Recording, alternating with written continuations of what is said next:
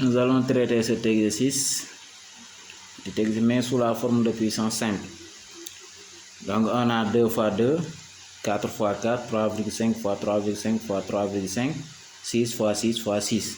Donc écriture nous bëgg sous la forme de puissance simple. Ce sont des produits, les produits là. Nga bëgg sous la forme de puissance simple. Bi ci njëkk mooy 2 fois 2.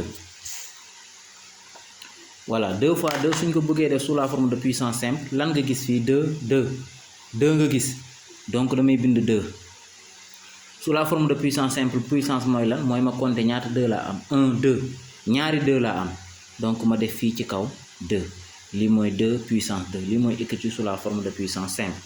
2 fois 2 mooy 2 à la puissance 2 wala 2 au carré mën nañ ko lire noonu wala 2 exposant 2 bi ci topp mooy on a ici 4 fois 4. Toujours on demande de mettre sous la forme de puissance simple. Donc pour mettre ça sous la forme de puissance simple, dans la guise, j'ai 4 et 4. Donc je vais écrire 4. Ensuite, j'ai combien de fois 4? J'ai 2 fois. J'ai 4 une fois, 4 2 fois. Donc je vais mettre ici puissance 2. Ça me donne 4 au carré. C'est ça écriture sous la forme de puissance simple. Pour le 3,5, j'ai 3,5 fois 3,5 fois 3,5. Bon, pour les nombres avec virgule, souvent, si on doit la mettre sous forme d'une puissance, on va mettre en parenthèse.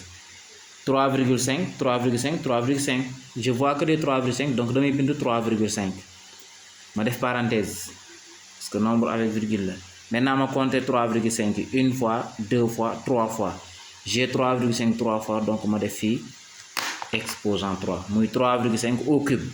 Cube bi mooy lan mooy 3,5 bu ma ko waree def ci sous forme d'un produit damay bind 3,5 3 fois. Ensuite le dernier ñu am 6 fois 6 fois 6. Donc 6 fois 6 fois 6, je vois quoi? 6. Je vois que des 6, donc j'écris 6. Donc ensuite pour donner la puissance ma compter l'exposant ma compter ñaata 6 là 1 2 3. J'ai 3 6, donc je mets ici exposant 3. Donc 6 au cube ou 6 exposant 3. Maintenant ici on demande de calculer 2 au carré. On demande de calculer. Donc pour calculer, si on a une puissance, pour calculer qu'est-ce qu'on doit faire? Il faut d'abord transformer sous la forme d'un produit. Dañ koy def d'abord produit. Ensuite soo ko calculer 2 au carré mooy lan laa gis fii 2 gis beneen 2 ci kaw muy 2 au carré 2 bii ma gis ce 2 là moom lay bind ñaata yoon ñaari yoon carré bi mooy naa bind 2 bi ñaari yoon carré bi ça veut dire que 2 bi naa ko bind ñaari yoon si seen diggante ma def ci signe de la multiplication muy 2 fois 2. Ensuite maintenant j'ai pas calculé, tout le monde sait que 2 fois 2 égale 4.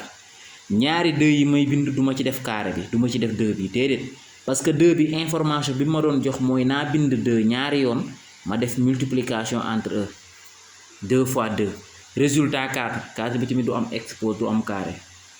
Donc voilà 2 au carré qui est égal à 4. 2 au cube mooy naa bind 2 ñaata yoon ñetti yoon cube bi 3 bi ci kaw mooy naa bind 2 bi ñetti yoon waxuma naa bind 2 fois 3 de déedéet 2 naa ko bind une fois benn yoon 2 fois 3 fois naa bind 2 3 fois cube bi mooy naa bind 2 3 fois entre les deux ma def symbole signe de la multiplication. Donc 2 au cube c'est 2 fois 2 fois 2. J'écris 2 combien de fois? 3 fois. Du égal 2 fois 3 déedéet cube bi 3 bi ci kaw mooy naa bind 2 bi ñetti yoon entre les deux je mets une multiplication égal. Maintenant je vais calculer.